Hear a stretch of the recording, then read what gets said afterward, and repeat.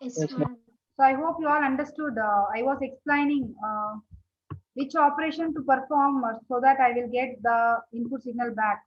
If the given question is having integration, I should perform the differentiation operation.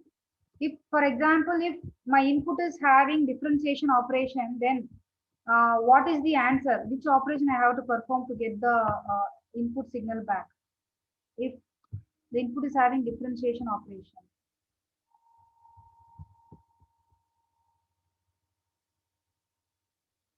Is my question understood?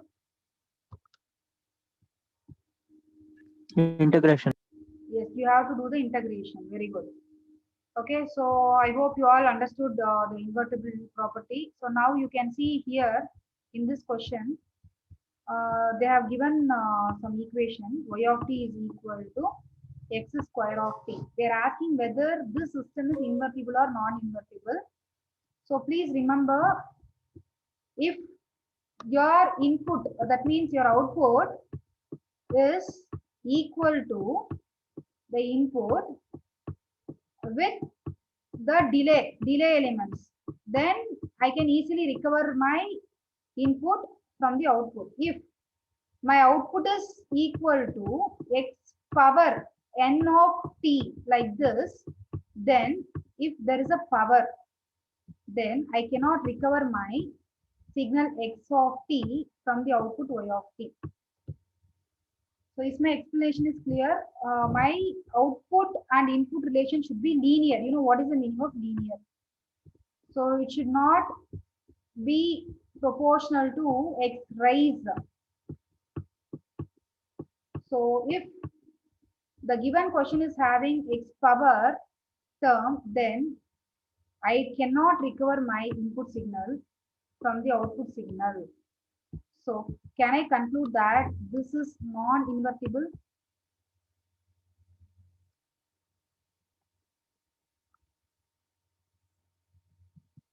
Is that the explanation is clear why it is non-invertible?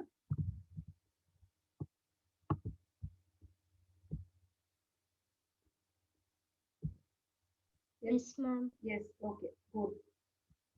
So now, see, the first four properties are very easy to explain and it is not lengthy. So now the next two properties are bit lengthy. So if they ask you to write the properties by your choice, better write the properties from the first four, not the last two. So let me start with the next property, time invariance.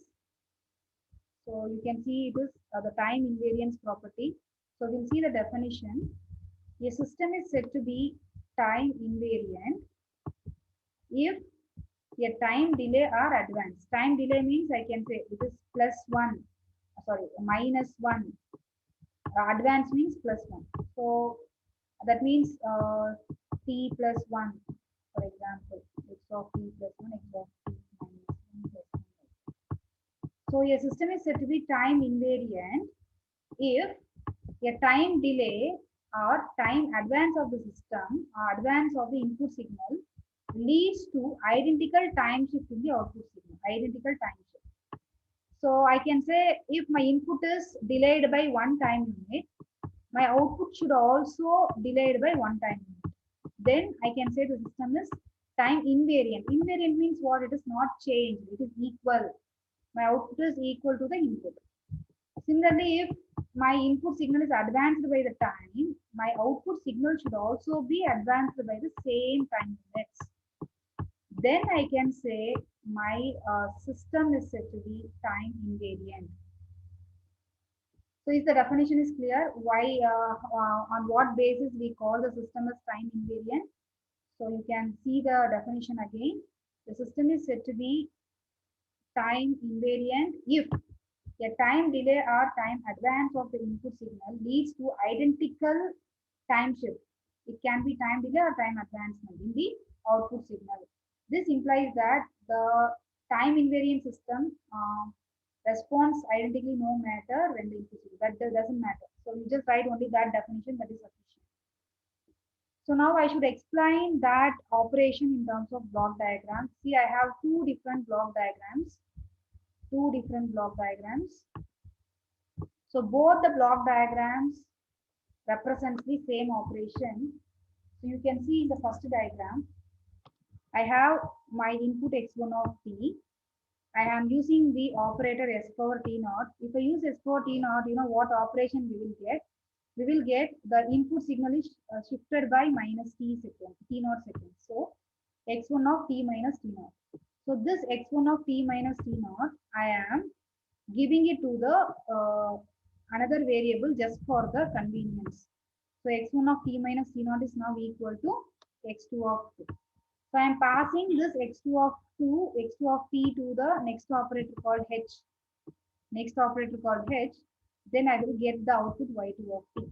So as per this block diagram, y2 of t, I can write it as h of, I don't know what is h operation, so I will write h on t.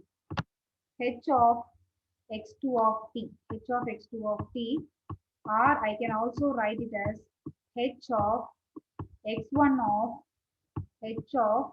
x1 of t minus t naught. So now the next diagram I have here at the right hand side. So first what I am doing is I am using the operator h. So my input is x1 of t only, my output is y1 of t.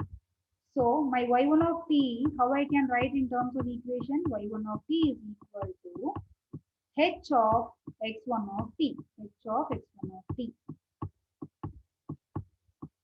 Then this y1 of t, I am passing it to the operator s power t naught. You know what the operation it performs? Since y1 of t is the input, the output will be a delayed version minus t naught. So my output is finally y1 of t minus t naught. So under this topic, what I'm going to explain is both the block diagrams represent the same operation.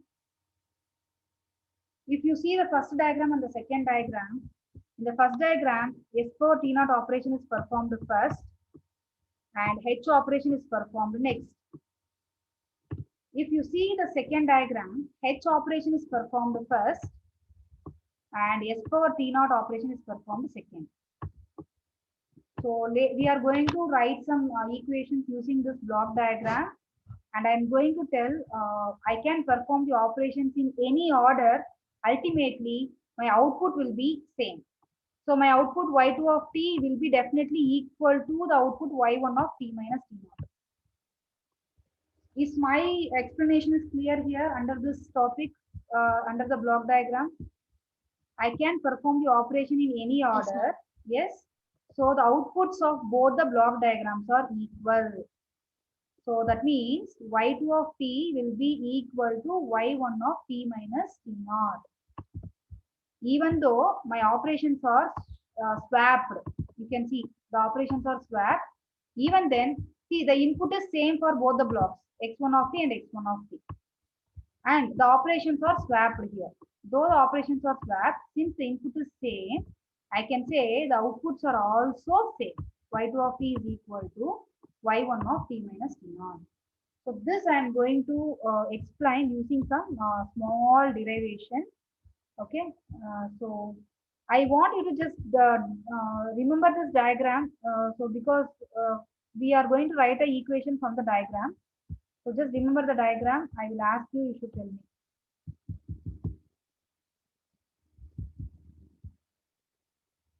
So now, can I write from the second diagram?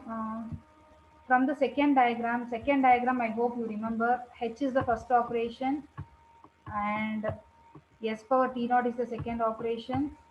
So from the second diagram, I can write my output. My output here it is y1. So y1 of t is equal to h of x1 of t.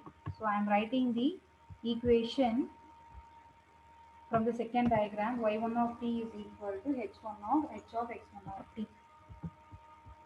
So now I myself I am assuming that the input is shifted by t naught, or I can say that it is passed to the next operation.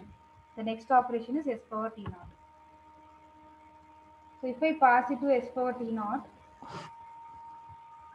I can say, so or you can say that this we are writing from the second block diagram, and I am writing this from the first block diagram.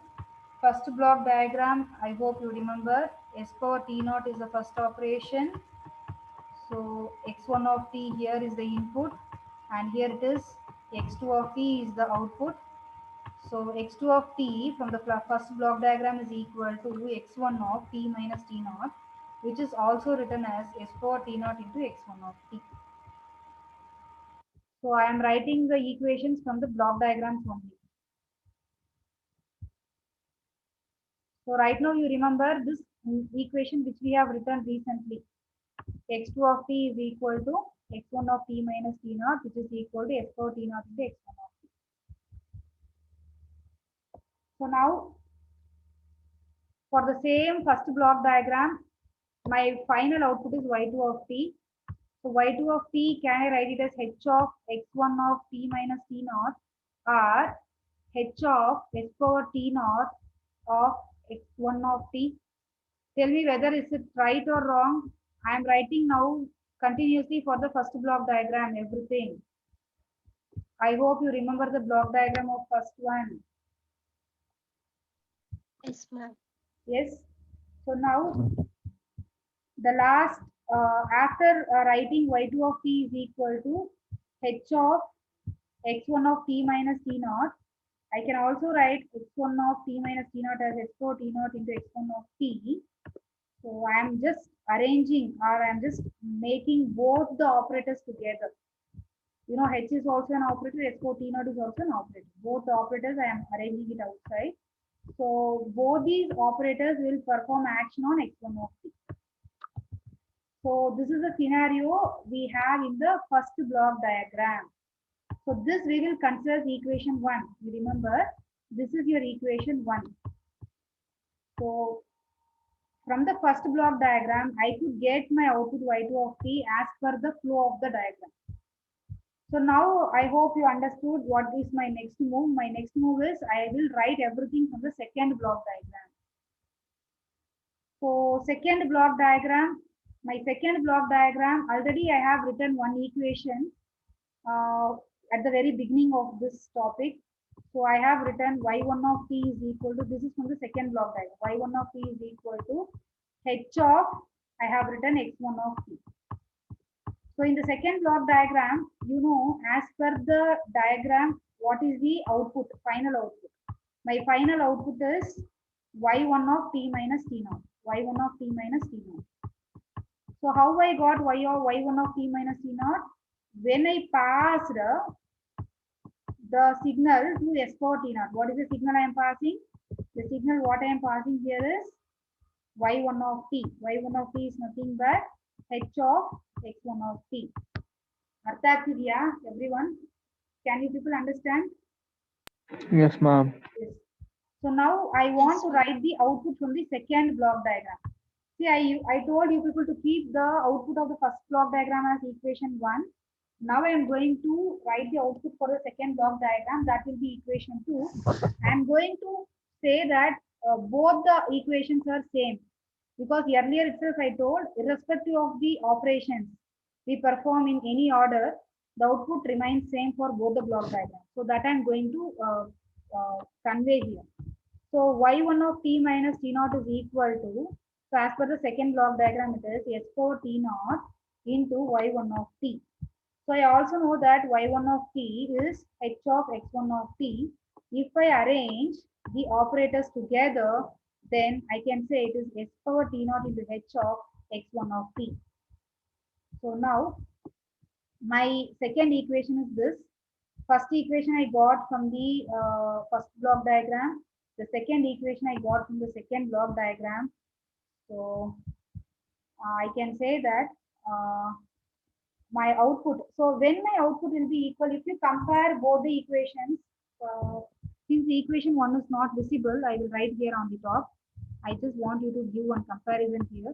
Y2 of t is equal to, I got from block diagram 1, h power h into s power t naught of x1 of t, x1 of t. So now I'm just going to compare this equation 1 and this is my equation 2. So these both are the outputs of first block diagram and second block diagram respectively. As I already said, I want to prove y2 of t equal to y1 of t minus t naught. So to prove that, I should say that both the right hand sides are equal. So if I compare x1 of t, here is x1 of t, both are matching. x1 and x1 both are matching. So if I say that h into s4 t naught is equal to s4 t naught into h, then obviously I can say that y2 of t is equal to y1 of t minus t naught. So if my explanation is clear, the same thing I have written in my notes. So you have to perform the operation under the time invariance in the exam. They ask you to explain the time invariance. So am I clear? Yes, ma'am. So can I write separately the operators both are equal such that my outputs are equal? I have to conclude.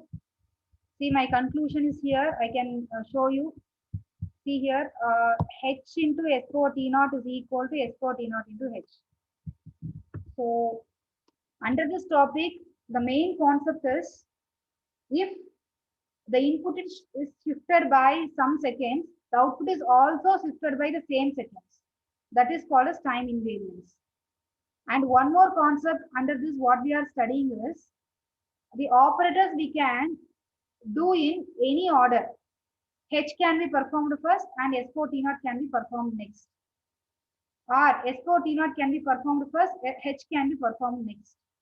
So for that, I have given two different block diagrams. So using two different block diagrams, I got the outputs. So I proved both the outputs are equal. At what condition? When H into S4 T naught, this product is equal to S4 T naught into H. Then I can say the system is time invariant. Is it fine up to this? Yes, ma'am. Yes. So with this, I will stop today. Okay. In the next class, I will discuss the examples under this time invariance. So since this topic is not much interesting like the previous property, so I'm just stopping it. Otherwise, I would have continued this example. So you have two examples under this. And then I have linearity property. Linearity property is also a bit lengthy. So even here also you have much equations. So this is not the right time to teach you. So I will just stop the class till the explanation of time invariance. So I hope all of you have seen my